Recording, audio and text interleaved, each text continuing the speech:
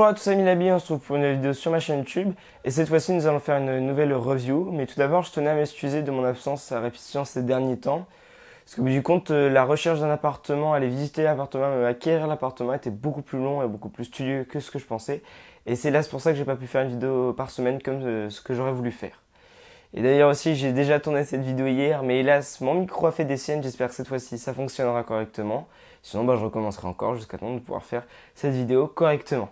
Donc on va tout de suite passer à la review, donc on va parler d'une M4. Hop. Donc je ne vous présente pas la boîte parce qu'elle est vraiment très sommaire, c'est une boîte noire avec à l'intérieur, elle retient bien la réplique grâce à des parties en carton. Donc par exemple là pour maintenir la crosse correctement, donc ça s'emboîte et assez simple à tenir. Donc le contenu de la boîte, on a bien sûr la réplique, son chargeur full métal high cap avec bien sûr la molette 300 billes. Et ensuite un manuel d'utilisation et aussi un catalogue donc très épuré que je trouve vraiment très joli. C'est toujours sympathique d'avoir ça en plus dans les boîtes. Donc voilà pour le contenu. On va passer directement aux caractéristiques de cette réplique. Donc cette réplique est full métal à part la crosse et la poignée moteur. Donc ensuite elle fait un total déplié de 87 cm la réplique. Elle fait un poids de 2,850 kg. Elle a un canon interne de 310 mm 6,04.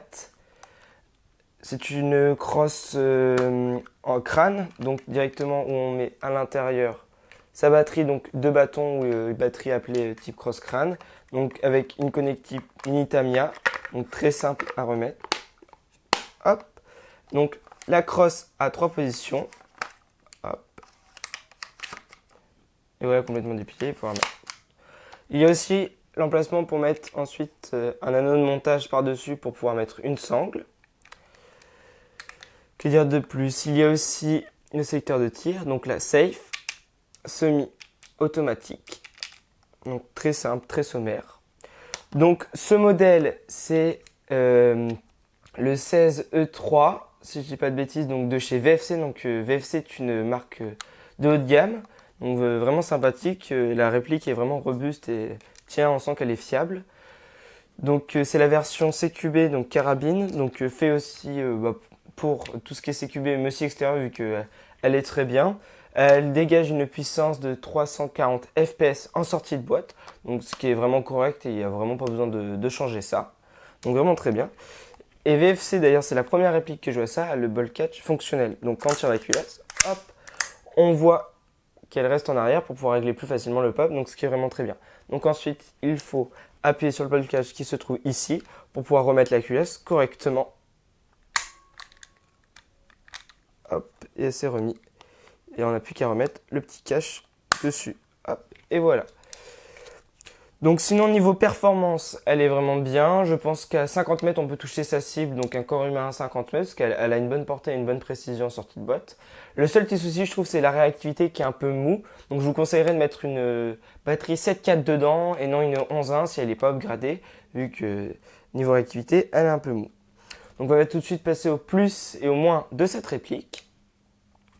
Donc pour les plus, on peut directement noter la finition qui est vraiment exemplaire, ainsi que sa robustesse. On sent qu'elle est solide. Vraiment, il n'y a aucun jeu entre les différentes parties, à part une que je reviendrai dans les points négatifs.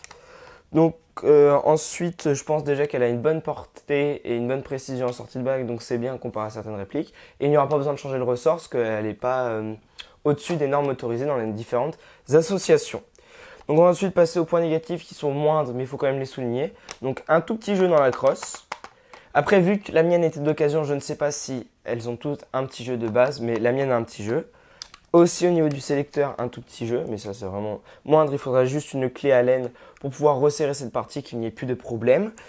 Sinon, autre point, c'est que le chargeur a un peu de mal à s'enclencher des fois et bouge un petit peu, mais sinon, pas grand souci. Aussi que la réactivité est un peu mou, donc je vous conseillerais par exemple de changer le moteur si vous voulez vraiment avoir une bonne réactivité et certains upgrades pour pouvoir mettre de la 11.1 dedans. Donc je vous conseille par exemple un iTorque SHS qui est pour moi la meilleure chose niveau qualité et prix. Donc vraiment très bien. Donc hop. Donc je pense qu'on a fini pour cette review. Donc VFC a fait une très bonne réplique, je trouve, donc je vous la conseille. Elle est trouvable, par contre son prix est assez cher et il faut compter minimum 380 € pour la trouver sur les sites et elle peut d'ailleurs grimper plus. Ah, je viens de retrouver un petit point négatif aussi, c'est vu le prix comme je viens de vous le dire. C'est là, je trouve que c'est quand même dommage de ne pas avoir un mid-cap au lieu d'un high-cap pour une réplique haut de gamme. Et aussi qu'on est obligé d'acheter séparément avec un chargeur de batterie et une batterie en plus pour pouvoir jouer directement en sortie de boîte.